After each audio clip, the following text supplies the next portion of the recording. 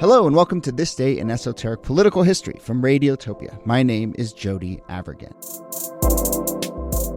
We're doing 2 episodes about Birmingham, Alabama, May 1963 with Paul Kix, author of the new book, You Have to Be Prepared to Die Before You Can Begin to Live, 10 Weeks in Birmingham That Changed America. Last episode, we talked about the bombings that took place in early May to try and disrupt civil rights efforts in Birmingham, including MLK's hotel room. Today, we're going to cut to a few weeks later, late May, and a key meeting, the moment when Attorney General Robert F. Kennedy invited novelist James Baldwin, along with a large group of cultural leaders, including singer Harry Belafonte, to meet Kennedy in an apartment in New York City. The meeting was spurred in large part because of the crisis in Birmingham and the rising violence there and tension there. And the meeting itself kind of became a little antagonistic. We'll go into that room and figure out kind of how the group interacted with each other and if they were able to reach any sort of consensus or anything that resembled progress. But let's go to that fateful meeting now. And I mentioned, by the way, Harry Belafonte in that meeting. Belafonte, of course, recently died, so this is a chance a little bit to talk about his remarkable life of activism. But Paul Kix, here you are. Welcome back to the second of 2 episodes. Thanks for doing this. Thank you. I love being here. And continued congratulations on your new book. Thank you, you guys. I appreciate that too. And here, as always, Nicole Hammer Vanderbilt and Kellie Carter-Jackson of Wellesley. Hello there. Hello, Jody. Hey there. So yeah, what's the math here? A couple weeks between those bombings where we left it off last episode. You hinted in that last episode about how the Kennedys are watching what's happening in Birmingham and starting to feel the pressure. So how does that walk us up to the moment where Robert Kennedy decides to invite people into this meeting? So the Birmingham Accord is basically signed. The King and others within the civil rights movement, within the Southern Christian Leadership Conference, which he led, they're able to pressure the white Birmingham establishment to stick by its accord. What happens after that is people everywhere, black and white, are kind of amazed. The most segregated racist city in America has been integrated in some measure. And so basically what happens is black people across America, first in other southern cities in Alabama, then throughout the South, and ultimately well north of the Mason-Dixon line, in Chicago, in New York, in Boston, they start to stage their own protests, and often without the prompting of the SCLC. And so from the Kennedy brothers administration side, they're like, we didn't solve the Birmingham. Bobby Kennedy just wanted that thing solved so he and his brother could go back to ruling the world. That's what they wanted. Instead, they got 50 Birminghams, 100 Birminghams. And now Bobby has to kind of like tip his hat to King and be like, you got me. Now I have to consider the one thing that Jack and I had never wanted, which was civil rights legislation. Because that's basically the only solution, right? Bobby remains against it. He's starting to think like, what would it mean to try to formulate that? And to do it, he's thinking, all right, well, I'm going to need certain advocates within the black community to help me. And so he has an apartment, or rather his family has an apartment. It's actually his dad Joe's apartment on Central Park West. And that's intentional. He doesn't want this to be affiliated with the White House. Bobby wants this to be an off the books, off the record sort of meeting.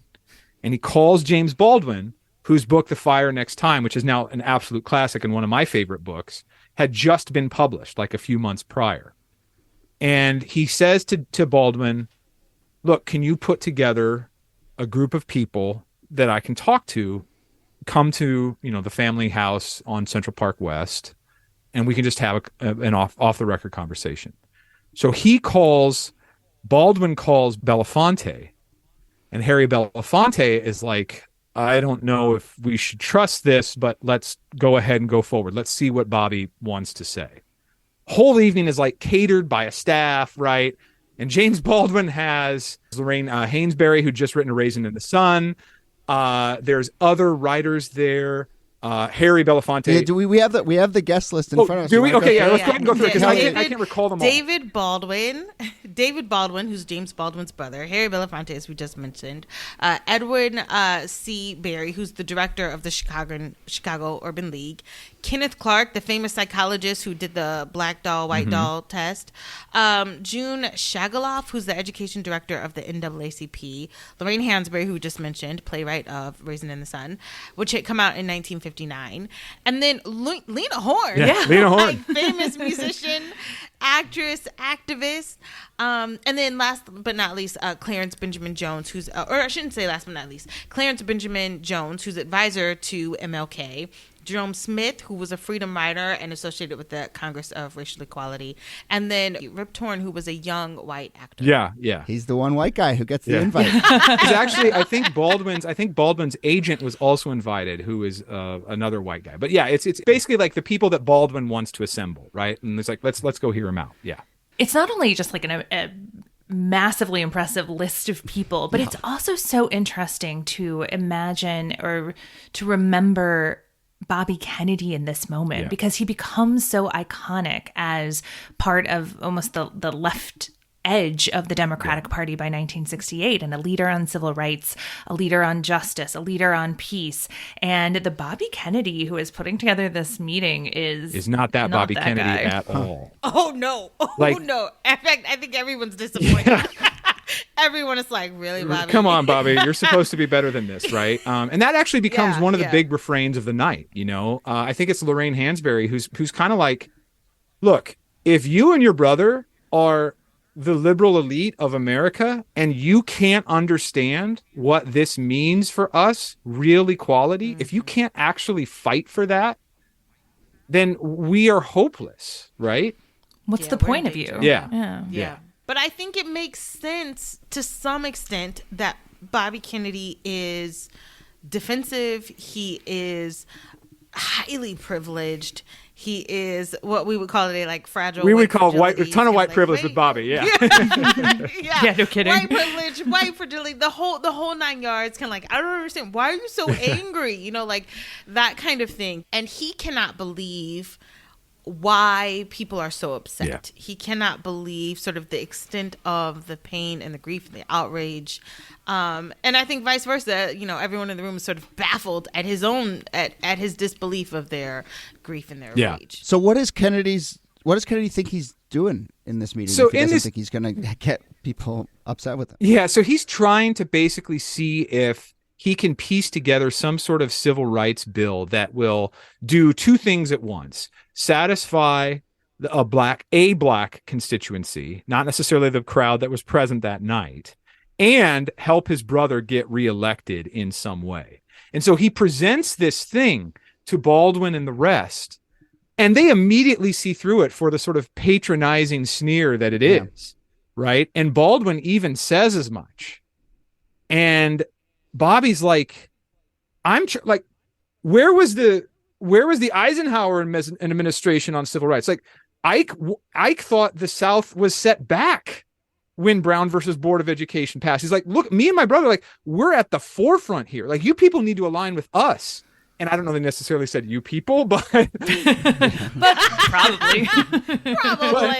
that was the intent all the same. So then you have people like Lorraine Hansberry, Lena Horne, and really the night turns on this one young activist who'd been in Birmingham named Jerome Smith, who's actually being treated in New York at that time for injuries sustained during various civil rights campaigns. And he's just basically like, look, if you don't understand why I'm angry right now, then I have no use for you, and everything you say is a huge lie, right?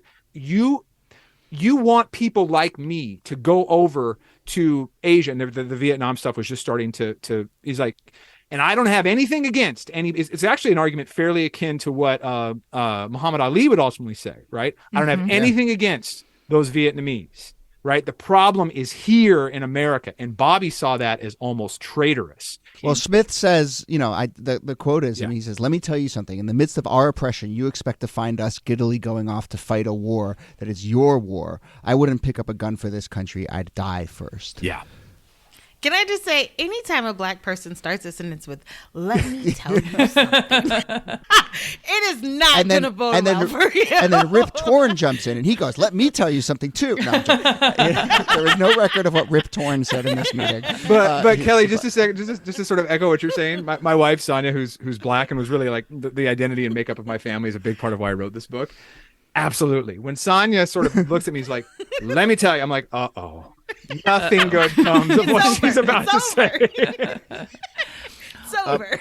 There is, there does seem to be some strategy in this meeting. I mean, it's incredibly emotional. People are just given a chance to just bare their souls. But there's also seems to be very specific Kennedy level strategy in the sort of way that the people talk to Bobby. I mean, for one, that line we just talked about, just sort of like equating it to this big issue that's on the Kennedy's policy agenda, which is the war. But then also David Baldwin says, he goes out of his way and says, my family has been in this country longer than your family. Yeah. Right. And I mean, just something about, sort of attacking the Kennedys on the kind of like empire phase or whatever. Yeah. Well, it's so funny. So thank you for saying that, because the context behind that is that Bobby, in hindsight, made a huge mistake rhetorically right there, where he said, my family goes from immigrants from Ireland to the White House in 3 generations. And James and his brother David are like, my family's been here 300 years. And he's like, and if you can't understand how you can get ahead, but we can't, Bobby Kennedy, then again, like, what are we doing here? So like Lena Horne, Lorraine Hansberry, they make Bobby furious, because, and Jerome Smith is at the forefront of this. They're like, we're just going to leave. So they just leave the meeting, which is like, you're going to do that to the sitting attorney general. All right. So what happens? So this is a few different things are happening. Even people like Harry Belafonte would later say that, like, the abuse, there were a lot of people just venting that night. And Bobby he had to absorb all of it, right? The punching bag. And he did, and he got more and more irate as he did it. Okay? So a lot of the contingent leaves. Harry stays behind. Harry and Bobby had a relationship that goes back to like 1960 when Jack was elected. And Harry knew basically what was going on, which was this. Bobby Kennedy was Jack's protector. He had to be smarter than Jack. He had to be more righteous than Jack. He had to be, frankly, like, a lot of times more brutal than Jack politically, right? And Harry is like, look, I need you to stop thinking of this as a political argument. I need you to see it as I do, which is as a father. Bobby had 8 kids, remember? He and Ethel were about to have their 9th, actually. He's like, see it as a father. And at first, Bobby is irate. And there's some quotes from the book that shows that it's like, there's no way I'm even gonna go forward with legislation, because, like, if this is the best quote unquote of what Black America can offer, and they're this upset, there's no way we're going to get behind civil rights legislation. It's going to be no way politically that works. But there's something about what Harry said that stuck with Bobby, and it just like stayed there. And like, Bobby is a man of deep faith. I sort of have this line in the book about how there's something very Catholic about both like his sense of responsibility, the guilt he feels, and also just the way he sort of processes things. What Harry said really, really stayed with him. And soon he starts to transform and see, well, wait, like, as a father, yes, what happened in Birmingham is terrible. Yes. Is civil rights, is something like civil rights something that is just like something we can never achieve in America? It doesn't make sense. And so in a lot of ways in the book, the greatest transformation intellectually and spiritually is not any of the civil rights leaders, though I would argue there's aspects of that that's true. The true transformation comes within Bobby Kennedy.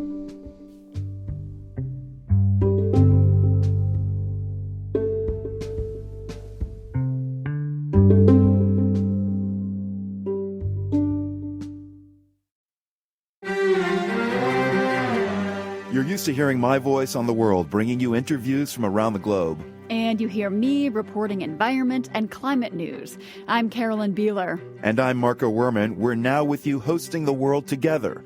More global journalism with a fresh new sound. Listen to The World on your local public radio station and wherever you find your podcasts.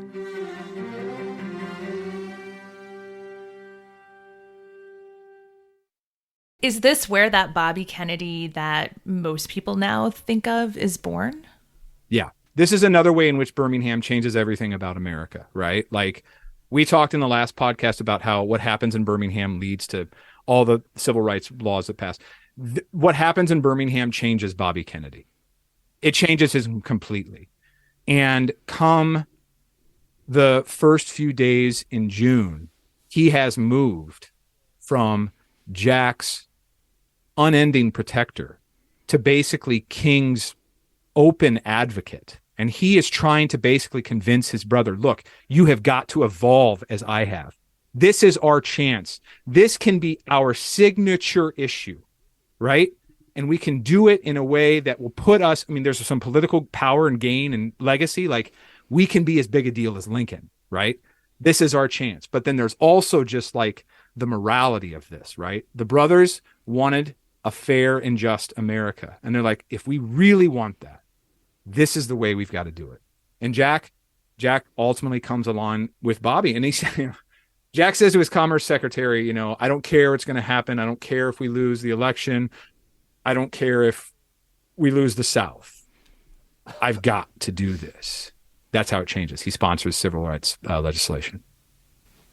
That's massive. I think about this moment, so many other things that I think about with Robert Kennedy. One of the stories that stick out with me the most with RFK is when he travels with Ethel to apartheid South Africa and gives that sort of famous speech where like they had used morality to sort of justify apartheid, and he basically says like, you worship this like Jesus or whatever, and you think that this is Christian, but what happens when you die? Suppose God is black, then what? Then what are you gonna do? And I was like, oh my God, we had never thought of that. But like the idea of him using morality or him using his faith as a way of saying like, this is not just politically wrong, economically wrong, but this is morally, religiously wrong.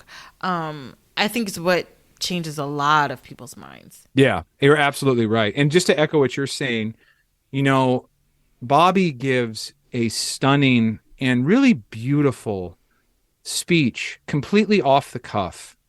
In 68, he's campaigning, and you all may know this as historians yourself. When King is shot and killed, he has to deliver kind of on the spot an address to, I think it's in Indianapolis, isn't it? It is, yeah. And if you go back, and I don't have it word for word, but I did research it, and like, it's just beautiful what Bobby is saying, about like what he stood for, we have to continue to embody. And that is the way we actually honor him. I was just gonna say, it's such a transformation from just 5 years previous when he was like openly working against King, even in meetings with King. And he pulls from his own family tragedy as well. He's like, I lost someone in an assassination. Like, I know how you feel. I know that you want to burn it all down. And then calls on people to honor King's legacy. Yeah. Yeah. But can we say, as a pivot, that he doesn't do any of this after he leaves the meeting? No. Matter of fact, after he leaves the meeting, he's like, hello, FBI. Like, hello, FBI. We need you to tap some phones. We need you to like, well, so yeah. The reason he does that is because I love this. James Baldwin, I'm pretty sure James Baldwin leaked the whole thing to the New York Times because like Harry Belafonte talks with Bobby. Bobby storms off, is basically like, whatever, Harry. Bobby calls some aides in DC and is like, this isn't going to work. Couple hours pass. Now it's like 12:31 a.m. Harry Belafonte's phone rings and Baldwin's like, it's going to be in the Times tomorrow. And he's like, what? And then Baldwin's like, everything. And he goes, oh shit. and then Kennedy, Kennedy RFK, like he puts Baldwin under surveillance in this moment. And then there is a big back and forth because of how the Times characterizes the meeting, and then a bunch of back and forth. And it's sort of largely along these lines of like, you know, some people saying the Times sort of characterized it as a bunch of radicals went in there and said some unreasonable things. And then, you know, Jones has to respond and be like, we were not being unreasonable. And I actually felt like I spoke on behalf of King, and there were reasonable voices, and there were quote unquote moderate voices and quote unquote radical voices in there. And, you know, I mean, to me, that back and forth, and particularly Harry Belafonte's role there, just indicates to me the kind of like the need for voices all across the spectrum, because I don't think Kennedy walks his own path to a sort of quote unquote more moderate approach if there is not that radical voice in his ear. Even in the act of rejecting you're it makes him go absolutely right. seek some other space on that spectrum. Yeah. And can I just say something real quick? Because you mentioned this at the top of the podcast, Jody, about Harry Belafonte. Yeah. A lot of people talk about, like, you've seen a lot of the eulogies and whatnot, huge civil rights activist. It doesn't quite color what happened that spring in Birmingham, right? Because, like, the largest gamble of the SCLC's livelihood, to go to Birmingham, again, to either break segregation or be broken by it. That was how stark the terms were. There was an even bigger gamble, which is how are they going to finance it? And days before they were supposed to start in Birmingham, the SCLC is broke, completely broke. And so they go to Harry, and Harry's like, well, I can, you know, they were thinking that they were being wiretapped by the FBI, but Harry's like, I can hand select some guests. I can get some people here. And he does. And like 75 Hollywood producers, like Ossie Davis is there, Sidney Poitier is there. There's like newspaper publishers there. There's a ton of deep-pocketed New Yorkers that show up at what's known as Harry's home. He owned the 13-story building at 300 West End. He actually rented the penthouse to Lena Horne, and she and Harry would sometimes perform at Harry's home. Anyway, in those days, last days of March, just prior to the campaign, because of what Harry did that night, the SCLC, well, first, Fred Shuttlesworth gave this line in his speech that night that said, you have to be prepared to die before you can begin to live. And that just wows all of the donors, right? Because now this campaign is something that's romantic, right? It's like they're going down there, they might lose their lives, which is true. There was a real concern. But so it cast it in this heroic light. Harry makes all that possible. Harry helps to raise $475,000 that night, which was the biggest haul the SCLC had ever had. It's akin to roughly $4 million today. Without Harry Belafonte, I really believe Project Confrontation does not even get off the ground. And then throughout those 10 weeks, Harry keeps appearing. He helps bail out King when he's in prison in Birmingham. And then in late May, the SCLC turns to him again. And Harry's like, well, okay, I guess I can go along with Baldwin, right? Notice how Baldwin calls Belafonte even before, at least in Harry's telling, he called Belafonte even before King. That's sort of how central Harry Belafonte was to that. And Baldwin is basically like, should we go along with Bobby on this night, right? And Belafonte is like, I don't know. But he ends up doing it. And he kind of is serving as the role of the patriarch of everybody that's there that night at that meeting. And so, like, it's important to say, it's one thing to say he was a civil rights activist. It's another to say how key he was to that movement in 1963. You can't underestimate Harry Belafonte. No. You just can't. You cannot overstate his contributions to the movement. You really can't. Yeah. Mm-hmm. All right. Well, Paul, this is really spectacular, and I think people will go find your book and read many more stories in there. But as we go out here, you hinted at your personal connection to this story a few times, and as we were sort of exchanging emails, getting ready for this, you kind of talked about how really you found your way to this story through yourself and your family. You want to talk a little bit about that? Sure. So I'm white. My wife Sonia is black. Our three kids identify as black.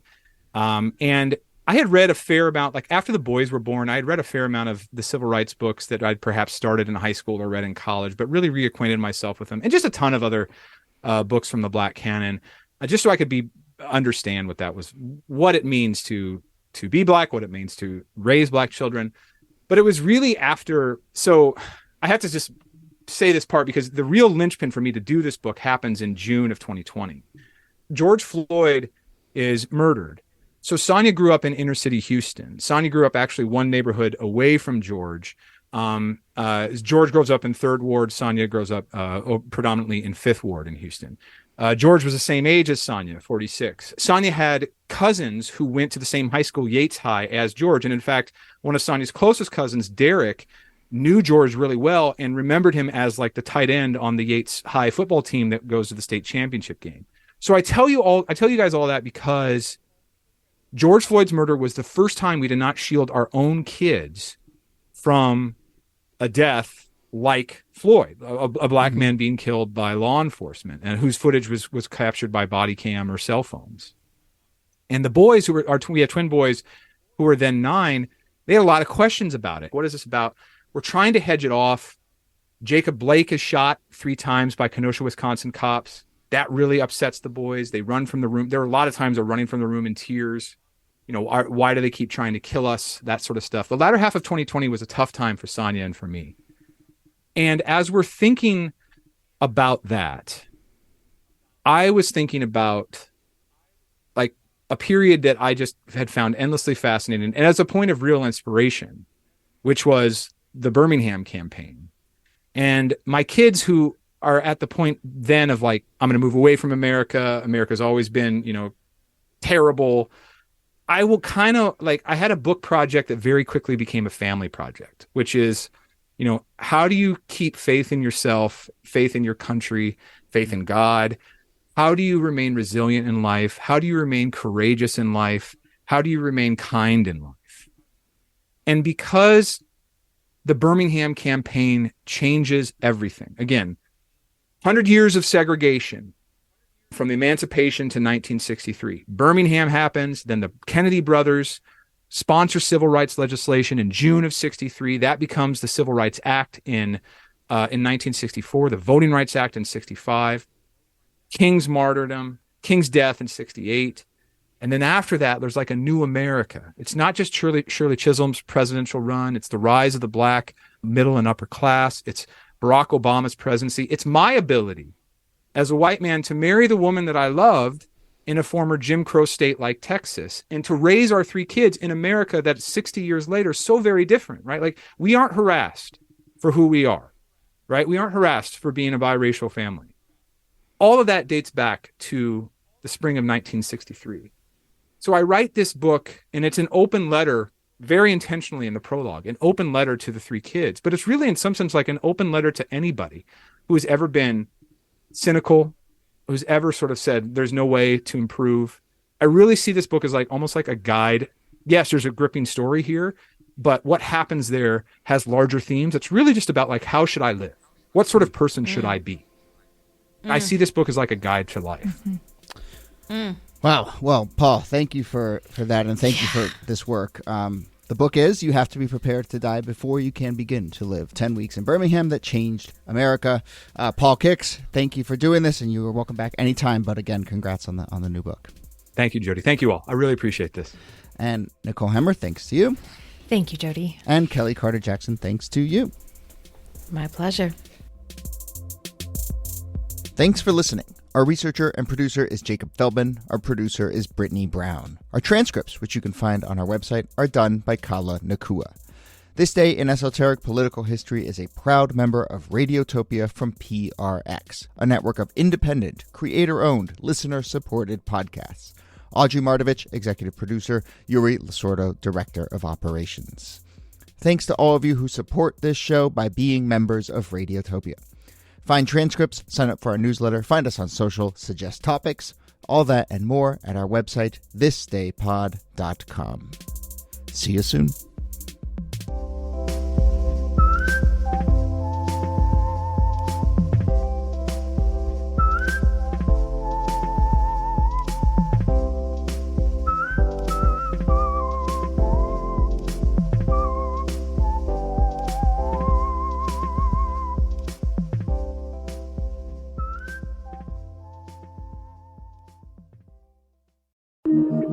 Radiotopia.